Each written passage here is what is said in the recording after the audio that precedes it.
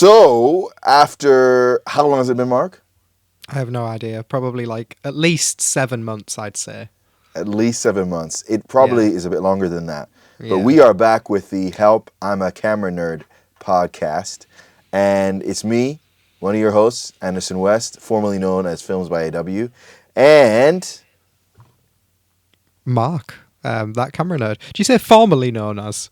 yes, I'm like Prince, the artist formerly known Like as. Prince. I'm Uh, the YouTuber it's formerly known as it's Films by so AW.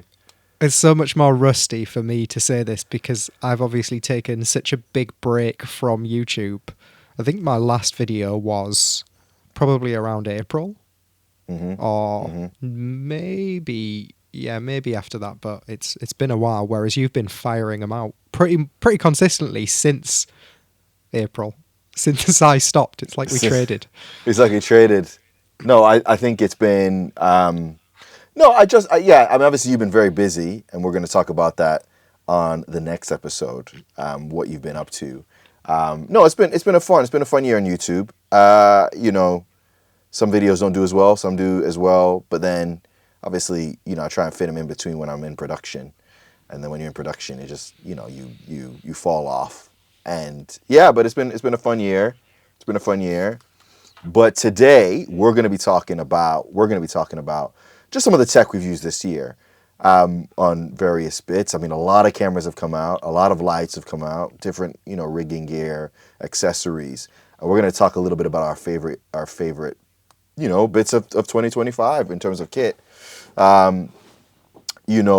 My highlight, I guess, of 2025 was going to IBC and seeing some of the gear out there.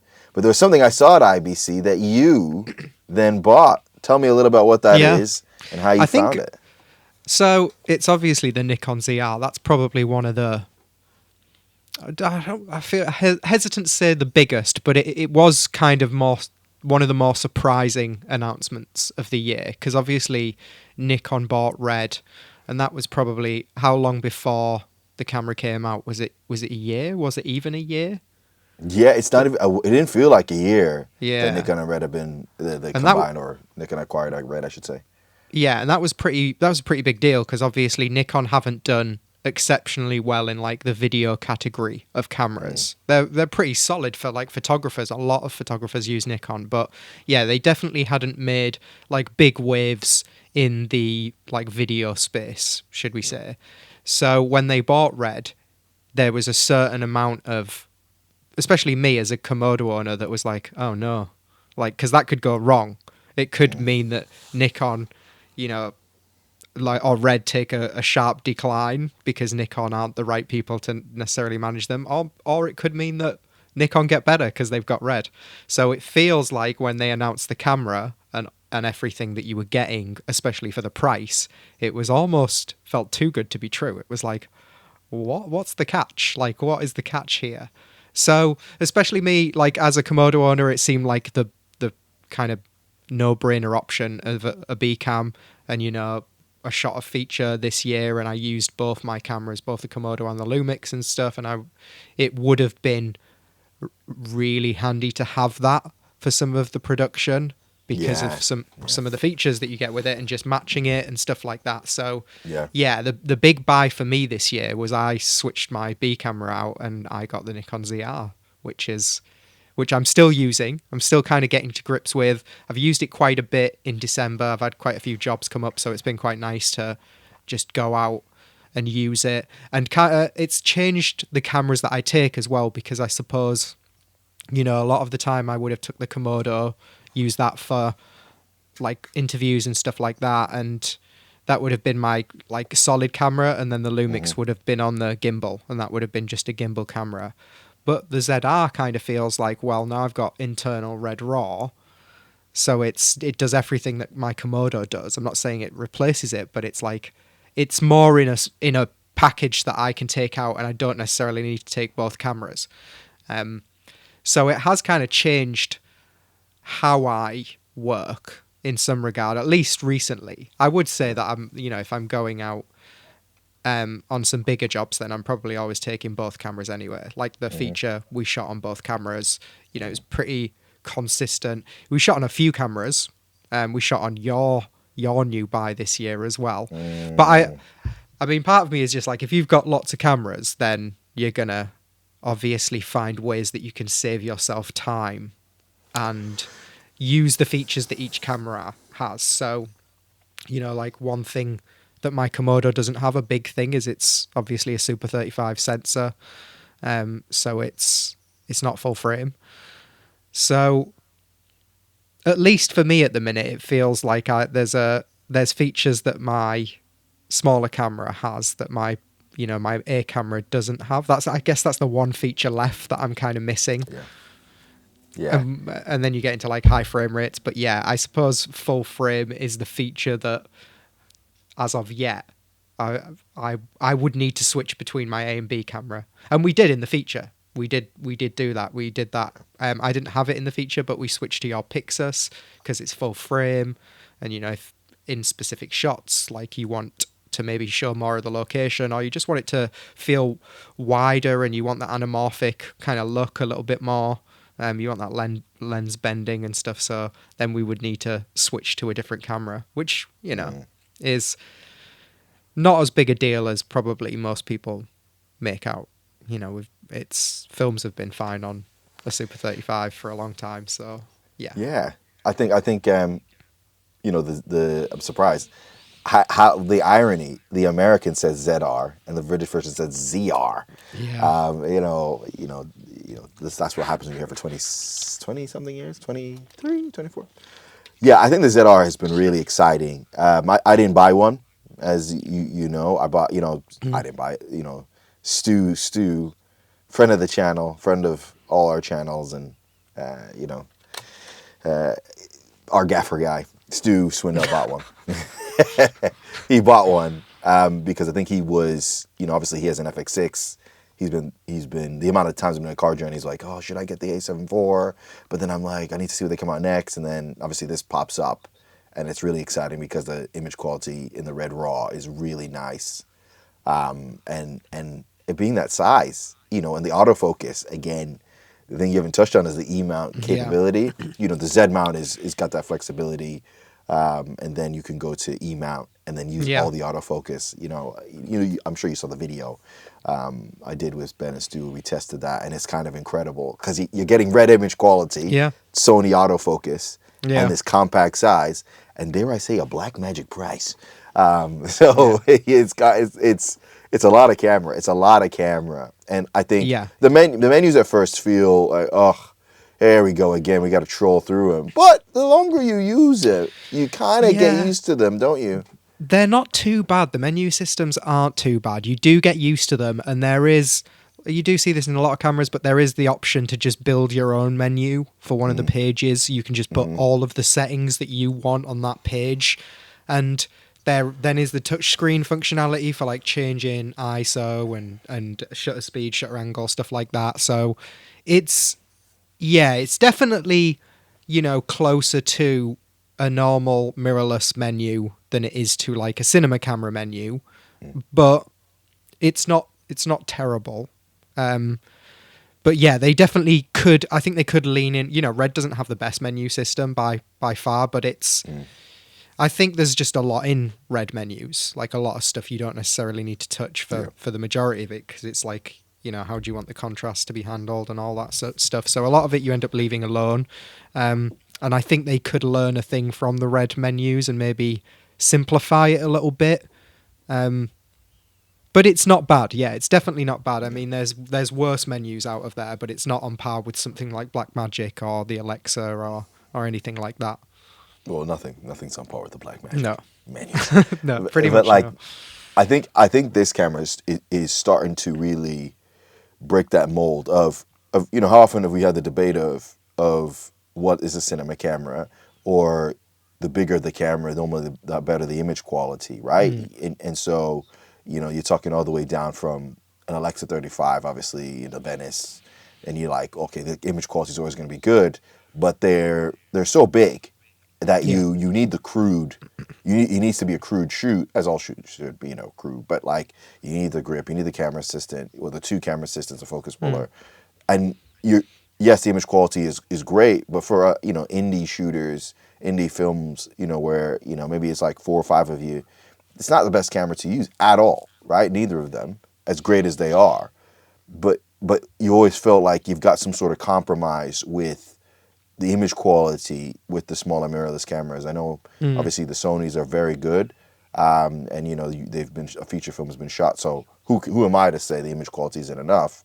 But it was always there's better options at that price point Yeah. for pure image quality, right? So you kind of like, and now you're getting, and the other big thing is, even when you are shooting, like we talked about the creator and the workflow, the FX3s that they had to shoot to Atomos Ninjas and shoot ProRes RAW, and they had to rebuild because those Atomos recorders are overheating, and then they had to rebuild some of the shots Yeah. because it had like pixels missing and things like that, and they built it with the XFVC. Really complicated workflow that people don't really understand, and that could all been avoided if the camera just had internal RAW, right? Yeah. And this Nikon is essentially doing that, with that internal RAW. So yeah, you could shoot a Hollywood movie on it and just have the camera, maybe a monitor if you really wanted to, make sure focus was pin sharp. But that 4-inch screen we've not touched on. This is starting to like show that evolution of image quality. Mm. Obviously, I'm not saying this ends, what we use cinema cameras for. Obviously, there's other features on cinema cameras that we need, Yeah. or quality of life features that really allow us to work faster in a lot of Yeah. environments, or when you're working with more of a crude shoot. But like for someone who's an independent solo shooter, a creator, right? This is giving you so much flexibility and options because the image quality is there. But if you want to have that convenience of a smaller file size, you can switch out of that. And I think that's what I really feel Nikon's understanding is, let the filmmakers decide what they want to use the camera for. We're not going to be like, oh, well, they don't need RAW, so we don't put it in. No, give it us, and Yeah. we'll understand, and give it us, and we'll make give it us, give it to us, and we'll make the decision about what we're using that camera for. Because I'm kind of done with the whole, you should only use a certain type of camera on productions. Mate, if it does the job, it does the job. No one's gonna care. The audience isn't gonna care. And again, like looking at the images, comparing it to the FX6 and the Pyxis, which you can watch that video right here.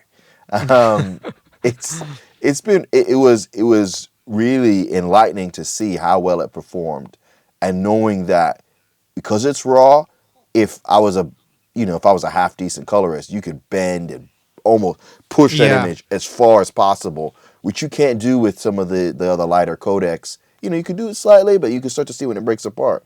And I think that's what's exciting about this camera. And we've not even talked about that 4-inch screen that's lovely, that Yeah. minimizes the need for the external monitor. Not completely, Yeah. but it minimizes how much you need it for. And then having that 32-bit float audio. Like, there was a great example of like how good that 32-bit float works. We're filming outside with Maddie and Laura. The wind is blowing, so the audio is unusable, or so Mm-hmm. you think. Yeah. I get back in, and as we're editing it out, I'm still hearing their dialogue. Obviously, the wind is there, but normally Yeah. when the wind is there, it's completely peaking and ruining your audio. That 32-bit float, it was holding. I was like, oh snap, what's this? What's this? Yeah. So that's kind of exciting too. Um, and I also just, obviously we're giving Nikon their flowers with what they've done with this, but I also Mm-hmm. want to shout out Lumix. I've not had a chance to use Yeah. the S1 II, or I'm saying with you, we don't have access to doing that. If Lumix, if you want to start, sending cameras out to us to review, I've got an S5 too, and so I like the L mount. But from what I hear, seeing that camera, it's a lot of the same thing. They're Yeah. just putting as much in there. They're not limiting it. They're putting as much in there and letting the filmmaker decide on what we want to use for how we want to use that camera, what kind of image quality. They're not Yeah. patronizing us and saying, "We know what you want. You use this." It's really so I Yeah. want to Of shout out course. Lumix, but I've not used that camera myself, so I can't really speak more informatively about it. It's almost like, and I think, the thing today is I don't necessarily really want to take. I mean, I'm very lucky that I've got two cameras. I've been building my kit up for, like 20 years probably almost. I've started like getting kit and building it and, so on. Most people are just going to pick one camera, right? So they're not going to have an A camera and a B camera.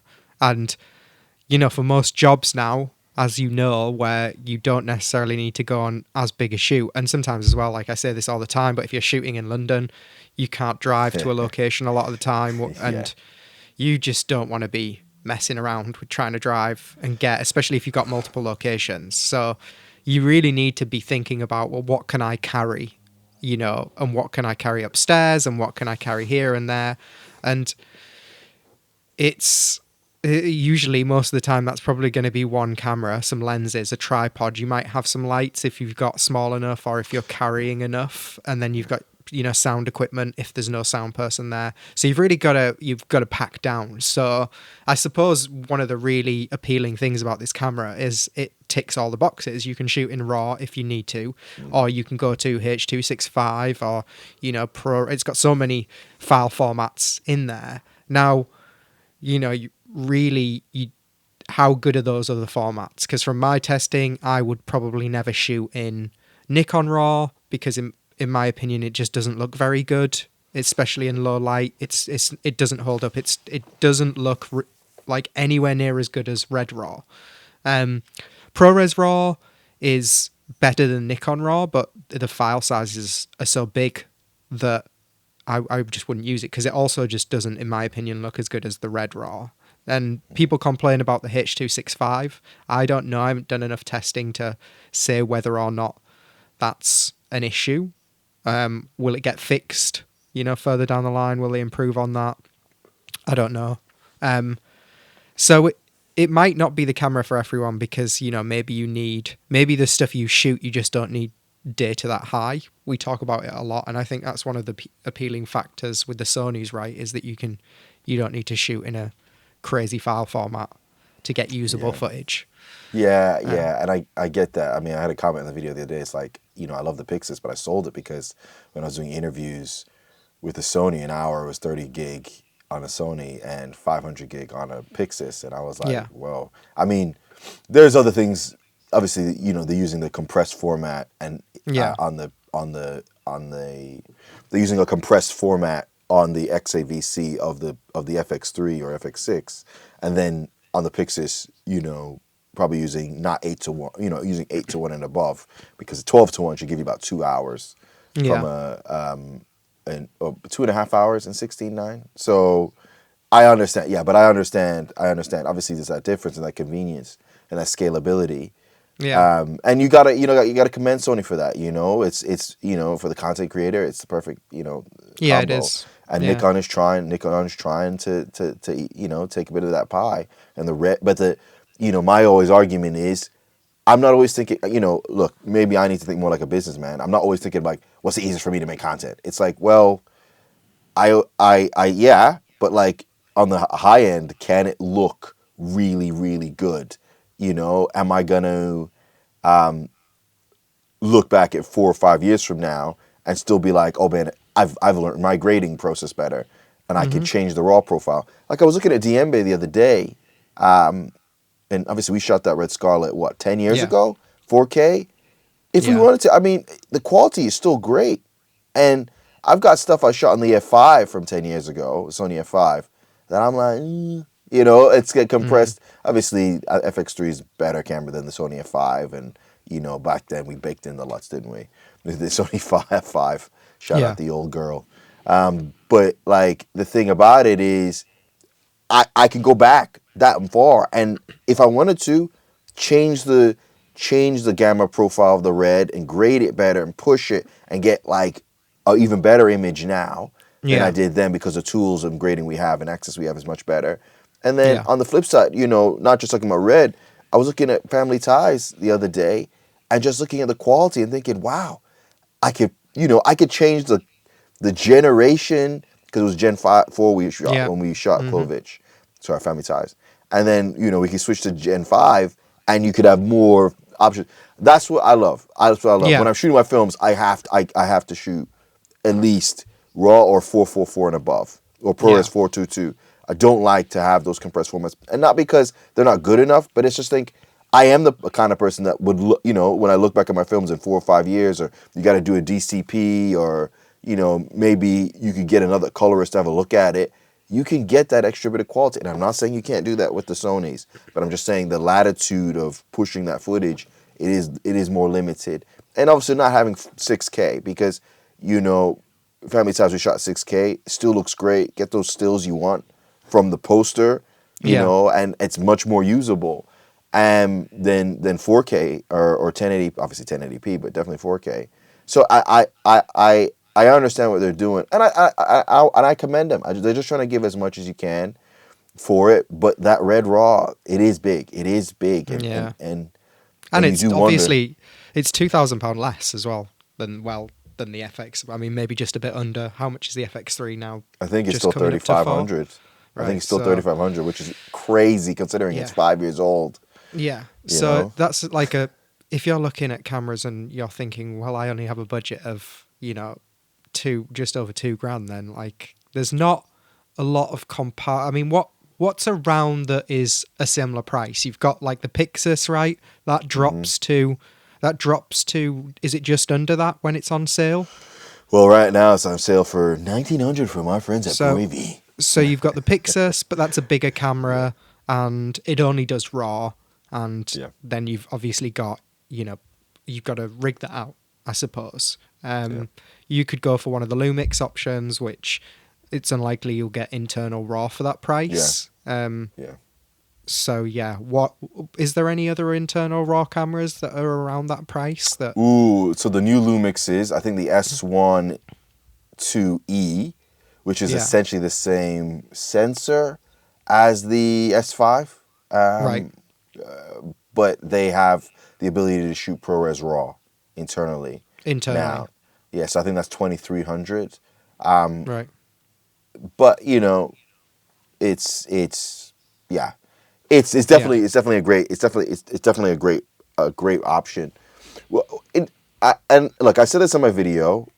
I don't like to be like, oh, what they'll do next, because we have a habit in the camera space to be, oh, their next camera, or as soon as the camera comes out, we have wish lists for the other cameras, the next camera, which is like, what? That's the most asinine thing you could do. But anyways, I get it. People like to do it. But should we speculate about what they'll do next? What do you think they're yeah. going to do next in terms of what do you think it's So- going to be? I think they're going to do a higher end, probably around the 4K mark, maybe just under. I think it will be a bigger camera, but still like mirrorless design, a bit more boxy probably. I think they'll do internal NDs on that, and they'll do open gate. I think they may bring open gate to the ZR still. I think it just might be a further down the line thing. Probably the ability to put 2 cards in it, so you can roll onto the next card. What else would I want? Maybe bigger internal battery option. I don't know if that's something. And then obviously not putting the memory card part in the battery is probably that's not like a terrible thing really, but it's more irritating than it should be. I mean, it's one of those things where it's like if all the camera manufacturers put it on the side, you probably can't design a better way to put it in there. You've designed a different way of doing it, but it's not a better way. So It reminds you of like the way they would do like a Sony Power Shot or a Yeah. Canon Power Shot, Yeah. one of those like really cheap, Yeah. like consumer cameras. That's what it feels like, to be honest, that they're doing with it. 8K as well. I reckon they'll go to 8K. Whether or not it'll just downsample to like 6K or something, I don't know if they'll do something like that. I don't really need 8K. But some probably higher frame rates up to 120 full frame, up to 4K. Yeah. That kind of stuff would just be nice. Just kind of matching the other cameras. And then yeah, maybe more red codecs as well, and some just different options for shooting. Maybe some Yeah. different H.265 options, I guess. Yeah. And they need to fix the whole color profile issue, because you can only shoot red raw in the red color profile, and then the other formats are different. So it kind of feels like I don't really want to go on a job and let's say, right, well, I'm going to shoot the interviews because they're going to take like 3 hours. I'm going to shoot that in H.265. Oh, but we've got some, I want the GVs, cutaways, whatever, maybe some of it in red raw because I want to have the option of grading it or whatever. And then I've got 2 different looking color profiles from one camera. That just feels like a weird problem that I shouldn't have to deal with in, especially considering they own red. So you can't don't. There's no point. There's no point gatekeeping it. Yeah. It's like you own it now. So deal with it. Like if you get rid of Nikon RAW, which I think you should at this point, because if what is available in this camera and how it looks is anything to go by, then it looks dreadful. Maybe with a lot of light and stuff, it looks much better. But yeah, when I was shooting in the situations that I'd been shooting in, it was not good. And when I switched to red RAW, the difference was crazy. It was like, well, why does it look so much better in this low light condition in one RAW than it does the other RAW, I wonder, I think it's going to be interesting what they do next, because again, it's going after the FX6 market, and the FX6 has been an incredibly handy camera. Like, I'm a big fan of the FX6. I'm not a fan of the FX3. I'm a big fan of the FX6 because I think if you're gonna do it properly, NDs and all this kind of stuff. I know they're different. They're different. It's like. It's an industry as well. It's because it's not, because the FX3 gets used on loads of stuff. But like, I would say if you were just purely doing content creation and the content you were making required you to film a lot of footage, and you were in a lot of different situations without lights, the FX3 is great. Yeah, the FX3 is kind of like, don't buy any other camera because no other camera is as good in low light. And I know it's more expensive, but it's like the best option for that industry. So like, I would not advise someone who is a content creator to go and buy a Nikon ZR, because it is like, until the H.265s are better, right? Or if they manage to fix it, because that's essentially the issue, right? It is at the minute. If those H.265 compressed formats are better, then this camera is basically it, because it has 32-bit float audio, it has the ability to do red, it's got the great autofocus. The low light is really good. I think the low light's good. I don't know how the low light stacks up against. I think, doesn't the FX 3 go to some insane? It's 12,800, but it's noisy. Yeah. Like, we accept it because it's like, otherwise you wouldn't need. You'd only really need that if like you're in a war zone, right? Like, and at that point, I'm not bothered that it's a bit noisy.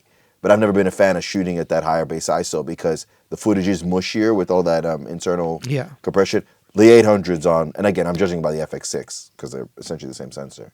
And the reason I'm a big fan of the FX6 is obviously the internal ND, the HDMI out, the XLR outs, the HDMI and SDI outs, the battery options, and you're able to do a little bit more with it. Obviously, they're 2 different cameras, but if for me, gun to my head, I'm always going to go FX6 because it's just so convenient. It's so convenient, and having that little monitor. Of course. Regardless, wish the monitor was a bit bigger, but it's amazing. It's an amazing camera, and I understand why. It's just a different camera, though. It's like, of course it is. It is like, for instance, if you're a business, a small business, would you stake your business on like the Nikon ZR right now, knowing as little as we know about it? I wouldn't. That's way too risky. I would go for something like an FX6, because that thing is going to be a workhorse for you in every situation you're in. That camera can turn into any camera you want, really, and it's so it is like, for a business, an FX6 is it's almost like difficult to argue. I mean, obviously your budget might not be there. Your budget might be at like $3,000 or something, and then the FX6 just isn't an option. But if it is, then that feels like the best option for I guess a company that Yeah. does a bit of everything. Yeah. Because even though there's no internal RAW, I mean, I don't want to get bogged I down forget. in Yeah. Sony, but yeah, it is just kind of like I a forgive. no-brainer. Yeah, I forgive. And I guess, my bugbear, my irrational bugbear against the FX3 is the menus are the exact same as the A7S, and it's meant to be a cinema camera. And for the longest, it's like, you're a cinema camera, why don't it just have the same menus as the FX6? Because it's like, oh yeah, you should be able to just interchange between the two. That's a big bugbear of mine. But like, look, they're both great cameras, and people are, people are shooting on them right now, making tons of money. And I mean, that's the main thing. Like, the thing is, it's really simple for me. If the FX3 dropped its price to $2,500, and it was still more expensive than the Nikon, you would consider that. You would look at both those cameras, and I would be like, which one should I buy? Because the Sonys are good enough that you would pay a little bit more for less, but at the minute, for me, they're not good enough that I'll pay, $1,500 more for that much less. Yeah. So that's it for me. But like, each to their own. Depends what you need completely. I would, what we always talk about is like, it totally depends on the job, doesn't it? You're doing a lot of the time 100%. to what you would take. If you had, 20 different cameras, you're going to be each job like packaging up different packages depending on what you want to do with it. So I suppose for me, if my Komodo died, I'm still capable of doing any job that I would set out to do. Yeah. And usually with a B camera, which, a B camera is usually there for getting a second angle on something, or, if you don't need it, your A camera for that specific job, then but now I feel like I've almost got two A cameras that could essentially do the same thing. Although weirdly, even though the Nikon is a lot less expensive than the Komodo, it's actually does a lot more things than the Komodo. Obviously, it doesn't shoot as high quality RAW as the Komodo, but it's full frame. It's got autofocus. It's a great camera, and it's one of those things that one of the biggest things for me, I think, when I'm looking at replacing one of my cameras is usually it has to be something that's doing something new and exciting. That it kind of gets me thinking like, oh well, what could I do with this camera that I couldn't have done with the camera that I'm replacing? And with the Nikon, it's like, well, I could, comfortably, without an external recorder, without rigging this camera out with a monitor and stuff like that, I can use this camera to shoot a whole feature film, which is what I want to do with it. Yeah. And it's tiny. It doesn't look like I'm shooting a feature film, and it's not replacing people, because obviously you'd love to have a focus puller and stuff like that. And a lot of the time you still have someone there who would do that job if you need it. But, if that's you're not always possible. It's not. And if your autofocus is good, and we're seeing more autofocus lenses come out, and that interesting PL mount thing that I saw at ABC where E to PL, and it does autofocus using your camera's internal. Like, there's exciting options that's coming out. So it makes perfect sense. And I mean, I feel like we've talked as much about Sony as we have about Nikon on this. Yeah, we have. Hence how they're dominating. No, but I think I'm a big fan of it, and it's their first attempt. Yeah. And again, you're right about the FX3. If the FX3 was £2,200, then it would be like, well, this is still a lot of for your money. But it just seems like Sony just knows. Sony's like, we have you over the shirt and curl. We have you over the barrel here. Yeah. We know this is like, you're gonna probably get requested to be on shoots that have a camera that matches this colors, whether it's an FX6, FX3, FX9. So like, they know that you need to do it, to buy it. So they're like, well, we're not gonna lower the price. When you know. And the other thing that's for me concerning, like if you buy an FX3 now, it's like it is 5 years old. It is 5 years old. At some point, they have to announce a replacement for it. Like, come on. So it's like you almost feel in a no man's land, like, okay, I'm gonna buy this. £3,700, and then like 6 months later, Sony finally announced like the FX, maybe they'll call it the FX5 or whatever, or FX3 Mark II, that's got a 6K sensor, that's got open gate, that's got all the things that people have been asking for, and then we're like, finally, but then it's like, I just bought. So it really won't have RAW. It could have all those things, but it's still I don't think it'll have RAW. I don't think they'll unlock RAW in there. mirrorless camera options. I don't Just think their they'll higher unlock end. it. Yeah, Yeah, they I don't don't think even they'll give it to unlock the it. FX6, so they're not going to give it to the. Maybe the new FX6 will have it in 6K, you know, and Yeah, they could differentiate it from the Burano because Burano does it in 8K, and they could say, right. oh, we do up to 6K, 30p, you They'd do know, 4K OCN. if anything. They're not going to. I reckon 6K H.265, 4K new Sony RAW maybe. I don't know, but Maybe. I don't know. But But yeah, we talked enough about Sony and yeah, Nikon. I want to touch on my camera purchase for yep, this you did. year because I've been Your dream camera, essentially, really, if you think about it. It's the camera that you've been asking for years, and now you have it. offline. How long I've been going on about can Blackmagic just make a Oh, box with it? Look, I'm not the only one. I'm like obviously people have been requesting this for years, but like what since like 2021, I've like well if they probably do since the this, Pocket came out, because that's when we started talking about the reality of what we wanted versus what they gave us, which yes, was they gave us the internal stuff, but they just didn't put it in a body that in a we decent body we yeah that we needed, right? So yeah, I'd say the Pyxis has been wonderful to do. I'm about to make a video on it, or depending when this comes out, the video will be out. But you know, a 9-month review. The thing I love about the Pyxis is, look, don't get me wrong, the sensor is the exact same as the Cinema 6K, but like if you put that to one side, everything is better. It does feel like the FX6 versus the FX3 in terms of look. I keep mentioning Sony. Like, even though it's the same sensor, you know, everything around it makes it more convenient. Like, okay, you lose one XLR, mini XLR port, but I gain the ability to have 2 video outputs, with one with the Pyxis monitor and the other SDI. I gain 2 card slots. I gain, like, simple things like having a 16:9 mode, which they could, in theory, put a frame rate. They could, in theory, put a theoretical 16:9 in the Cinema 6K, but they haven't. And you have a decent batteries, BPUs that give you the precise percentage, bro. Like I can use my BPUs down to 1%, and I yeah know that it's gonna be fine. Like how often we use the Cinema 6K or the 6K Pro or the Pocket 6K before it, and it's just like after 15 minutes, your internal battery, which is yeah. which is It was a nightmare. LP6, it just Yeah, goes red, and you're like, and you have that having that anxiety of like my battery's yeah. gonna die, and so you It have to. wasn't. It wasn't even just that. Like they used to die sometimes, and they'd still be half full. And I don't know whether Yeah. I had like a faulty power junkie with that whole kind of powering option. Ugh. Yeah, that I whole think in the nightmare. end, I just went back to VLOC in the end, And because then it you was block the just screen, right? And you block the screen. You have to rig yeah, it, and it ends up being yeah, so silly because like the main yeah, input is on the back of the camera with that yeah. beautiful 5-inch screen, but then you Hmm. have to have your V-Lock there.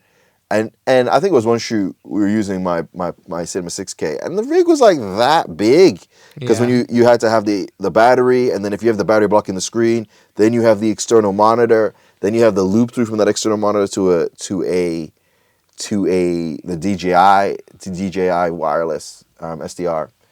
And now with the Pyxis, it's just so much more streamlined. I really like it. It's more robust. Build quality is better. You know, and it was on sale. Like the thing is, the reason I upgraded is it only cost me £300 to upgrade, really, because it was like I sold the Cinema 6K more than I bought it for, and then the Pyxis was on sale. So yeah, I really like it. I think my favorite bits about it is the Pyxis monitor, is the obviously that 3x2 open gate, you know, like using it on the remix. We used it on your film, and you just saw much yeah. more of the anamorphic character because it's using more of the lens, right? You're seeing more of the Hmm. lens using the full frame. And I've loved it. I've loved it. Look, you know, it's not great in low light. You know, I mean, it's similar to the Komodo. It's basically the Komodo, right? And we've known Yeah, about this. I think the exciting thing is just knowing that I've got that Pyxis now, and that knowing that if I need to, and the funny thing about it is, it's like you see all these charts and you see all these people online and they talk all about what the camera can't do and what it's not good at. But every time I use it, I'm shooting with it. I'm like, this footage looks great. Oh, the mm, rolling shutter is bad. I'm like, footage looks great.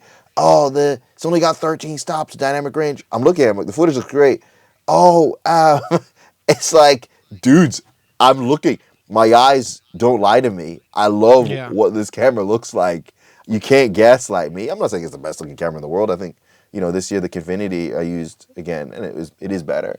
But like, dude, it is awesome. But I think what's more exciting is knowing and trusting Blackmagic to do their summer sale. I knowing at some point I could just upgrade to the 12K and I literally just have to get the camera body and I could just sell the 6K and do that and upgrade to like that's the end game camera. No, I've got so much time for the Pyxis. I always try and convince you to use it instead of the Komodo in your film, but obviously, Yeah. you've bought into that. I will stand on the hill. I do think it's a better, we might disagree. I think it's a better camera than the Komodo just because I have a little bit more usability. I think having that free SDI out and not having to loop through anything, the Pyxis monitor just absolutely takes it. Having the XLRs built in to the camera, I mean, it's the Komodo's great. And it is a lot bigger than the Komodo. Like it's a lot. It is. The Komodo is really small. They did a really good job designing it, but like, I do prefer my seeing screen on the side. Like the amount of time I'm filming, and like the screen aside, which again people online moan about, which you have to ignore them sometimes. If you like something, you like it. The amount of people I have to coming to the left of me and then looking at the monitor, like, oh yeah, that's great, and I'm like, oh yeah, it's actually very convenient. It's really good. It's really good. Yeah. And I think Yeah, I we mean, just had an update to, as of the 23rd of December. I think the 20th of December, they released an update to allow 4 channels of audio. So they're just constantly giving you stuff. And the fact that this camera's like, H.265. That's what they need to give you. yeah, we keep asking the forums for it. We'll see. I mean, there's H.264 proxies, so surely they can do some sort of thing. And what also gives me hope that they can do it is when because you can use the camera and stream straight to YouTube from the camera, right? So it's got an H.264 decoder on there or encoder on there. And you can choose different settings of stream quality from the camera. And it's like hyperdeck low, hyperdeck high. I forget the other one. But what I take from that is essentially the camera can do different flavors of H.265 if they let it. So hopefully or at least H.264. So hopefully they'll allow it. It would make the camera more usable. I wish it had internal ND. I wish it was better in low light. I would have given for this camera to have a base ISO of 800 and a second base ISO that's clean of 2000. Ugh.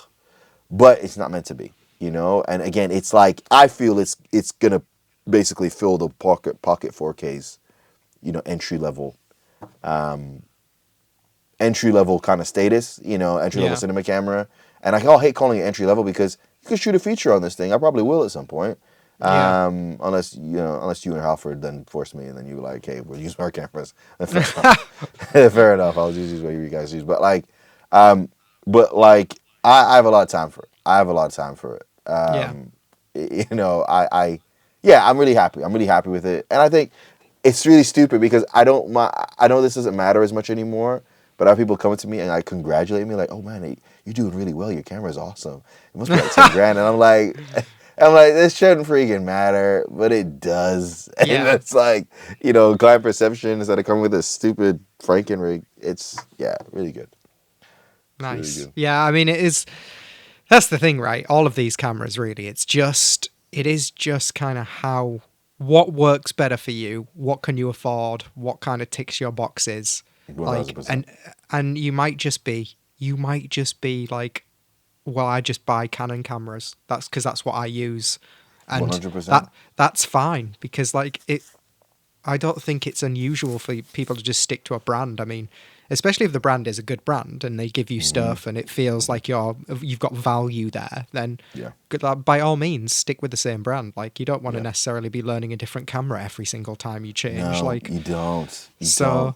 That's so underrated. That's such an underrated thing. Or even being on set and then being like, these guys, I have to do with a completely different menu system and exposure. How I expose for it's completely different.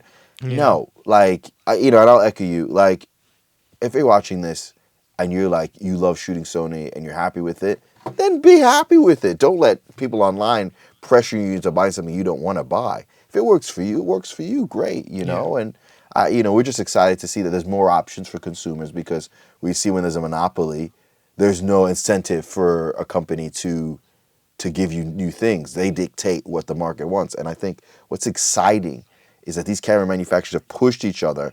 And look, I'm going to be biased and give Blackmagic the credit, because, they back in your day, when you bought the Ursa, it was like third the price of every other equivalent spec cinema camera, and it forced everything down. And here we are. They're like, I'm going to call it a race to the bottom, because it benefits us consumers, right? We're getting the best possible camera for the cheapest possible price. And I think that's exciting, what they're going to do next. But if you don't need to upgrade because your camera's doing a great job, do it. You don't need to upgrade. But, bear in mind, cameras should last, 6 years, a camera life cycle that really before it starts getting a bit outdated, So, and I think, we're happy with what we got for the next 4 or 5 years, I think. I hope so. I hope, unless there's any curveballs and there's some new magical camera, but yeah, for now, I think I'm happy. Unless something crazy comes out, it'd have to be pretty crazy. It have to be. So we're gonna wrap it up there. I know there's a few bits of kit interesting kit that we've used this year. I want to shout out. I'll shout out. Just some stuff that I've used. I think, like on your film, we were able to use I convinced you to get the PD movie, follow focus. We used the PD movie, follow focus. We used a lot of Juin lights, like various aperture lights, footage lights as well, like a lot of different newer as well. Like we had a lot of options. It was we'll move on to that in the next podcast. But yeah, we've used a good amount of variation in the kit this year in different situations. It's been a good year, fun year. Lenses, cameras, lights, mounts, different. It's been good. It's been a good year for kit this year. And I'm sure it's going to be an even better year for kit next year, no doubt. Will you come to Are you going to come to IBC with me this year? I'm going to try. The only reason that I didn't go with you the year that we are currently, by the time this comes out, it might be the new year, I don't know, but the only reason I didn't come this time is because I was shooting the feature on the exact day that you were there, and I couldn't get out of that, because it was vital that I was there. Fair. But we'll next do this year. September 26th, we're definitely going. It's definitely, and I won't do it in one day, because that was kind of insane. That was kind of insane. I'm not going to lie. I don't think I'll do that again one day. No. But yeah, there's tons to see. Right, we're going to wrap it up here, because that's it for this week, this week's podcast. Remember to like and subscribe to both our channels. We're now going to be releasing them, as you've seen. We're not going to be releasing them on the Help of My Camera Nerd channel now. We're doing a collab, because YouTube allows that. So remember to like and subscribe to my channel, which is Anderson West, formerly known as Films by IW, and of course Mark's channel, That Camera Nerd. Nerd. Formerly, what was I formerly? You were. I was No, I changed it. Help him a nerd. Yes. I changed it to to That Camera Nerd to make it more understandable for people that like cameras. So remember to like and subscribe, and we'll catch you in the next one. All right, everyone, and remember, stay shooting. Am I supposed to do that on this? I'm not sure. Yeah, why not? I don't know. Why not? All right, guys. Why not? Let me